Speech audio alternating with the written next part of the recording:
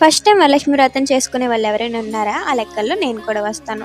అలాంటి వాళ్ళకి ఇది మనకి చాలా స్పెషల్ డే అని అనుకోవచ్చు. ఎందుకంటే ఫస్ట్ టైం వరలక్ష్మి వ్రతం చేసుకుంటున్నాం మొదటిసారి కాబట్టి. వరలక్ష్మి వ్రతం మా పిన్ని వాళ్ళ ఇంట్లో చేసుకోవాలని మా పిన్ని రమ్మంది. వచ్చాను. వచ్చిన తర్వాత ఫ్రెష్ అయిపోయి అమ్మవారికి కావాల్సిన సరుకులన్నీ రెడీ చేసుకొని ఏది మిస్ అవ్వకుండా అన్ని దగ్గర పెట్టుకుని అమ్మవారిని అయితే పిన్ని పూజలు బాగా చేస్తది. అలాగే ఎవ్రీ ఇయర్ వరలక్ష్మి వ్రతం బాగా చేసుకుంటది. నాకు కూడా మంచిగా గైడెన్స్ ఇచ్చి స్టెప్ బై స్టెప్ అన్ని చెప్పింది. నేను కూడా చాలా హ్యాపీగా చేశాను. పిన్ని బాబాయ్ కలిపి ఎంత బాగా అలంకరించారో చూడండి అమ్మవారిని.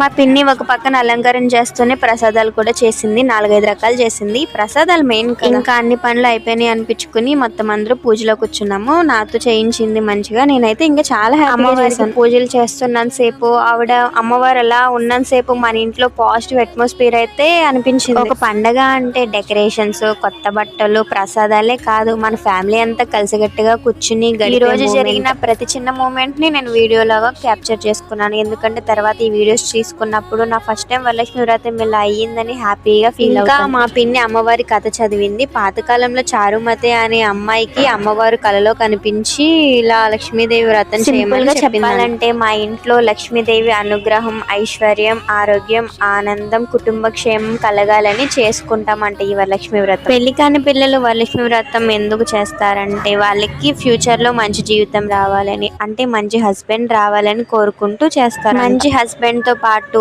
ఐశ్వర్యం, ఆరోగ్యం, ఆనందంగా ఉండాలని కోరుకుంటారు. పూజ అయితే ఎండింగ్ వచ్చిందనమాట. మా పిన్ని మంచిగా కోరుకోమని చెప్పింది. నా కోరికలు అయితే లిస్టే ఉంది, పెద్ద లిస్ట్. ఆ లిస్ట్ అంతా అమ్మవారికి చెప్పి మనస్ఫూర్తిగా కోరుకుని పూజ చేశాను. తర్వాత మా పిన్ని అమ్మవారి దగ్గర పూజించిన కంకణాలు మా చేతికి కట్టింది మంచి జరగాలని. తర్వాత నాకు వాయనం కూడా ఇచ్చింది. ఇది నాకు ఒక special moment and happy memory అని కూడా చెప్పుకోవచ్చు. ఆ వరలక్ష్మి అమ్మవారి అనుగ్రహం ఎప్పుడు మీ మీద, మీ కుటుంబం మీద ఉండాలని కోరుకుంటూ మీకు వరలక్ష్మి వ్రత శుభాకాంక్షలు.